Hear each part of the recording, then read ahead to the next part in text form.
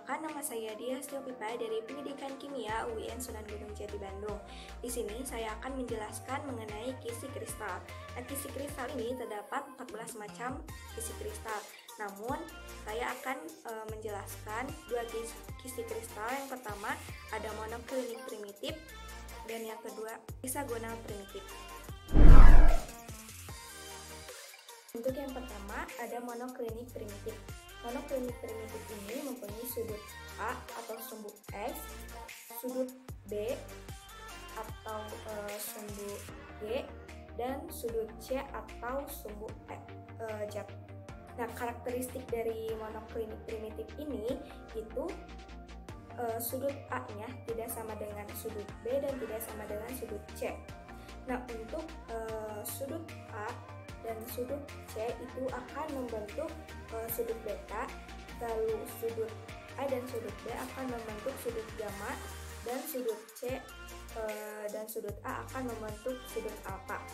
Satu lagi untuk karakteristik monoklinik primitif itu sudut alfa dan sudut gammanya itu sama dengan 90 derajat. Nah, untuk sudut betanya itu harus tidak sama dengan 90 derajat atau 120 derajat.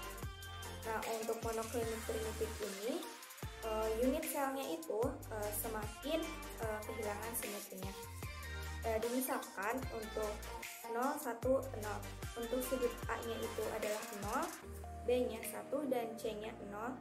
Kita bisa melihat dengan sudut B atau sumbu Y ini akan membentuk sudut beta yang besarnya tidak sama dengan 90 derajat ataupun 120 derajat.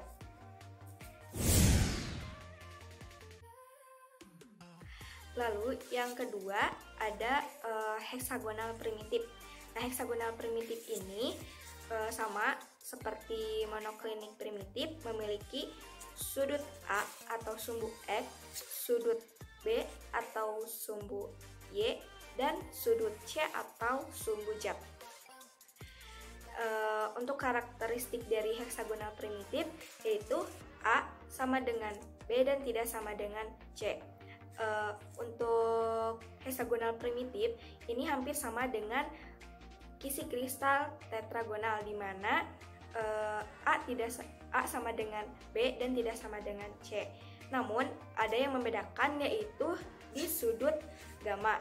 Kan kalau sudut gammanya itu jika di heksagonal adalah 120 derajat.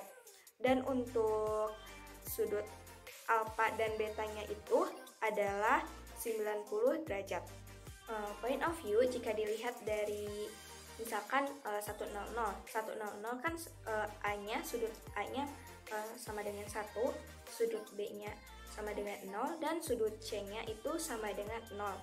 Nah, itu kan nantinya si sudutnya dibentuk oleh sumbu Z dan sumbu Y, atau sudut C dan sudut B. Itu akan membentuk sudut alfa sebesar 90 derajat. Lalu yang kedua dimisalkan 0, 1, 0. Untuk sudut A-nya 0, sudut B 1, dan sudut C-nya itu sama dengan 0. Nah, itu kan dibentuk oleh sumbu Z dan sumbu X.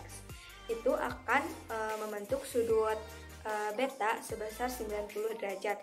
Lalu yang terakhir itu untuk 0, 0, 1, sudut A-nya 0, sudut B-nya 0, dan sudut C-nya yaitu 1. Itu sudut yang dibentuk oleh sumbu X dan sumbu Y, yaitu sudut gamma yang sebesar 120 derajat. Mungkin cukup sekian penjelasan kisi kristal dari saya. Kurang lebihnya mohon maaf. Wassalamualaikum warahmatullahi wabarakatuh.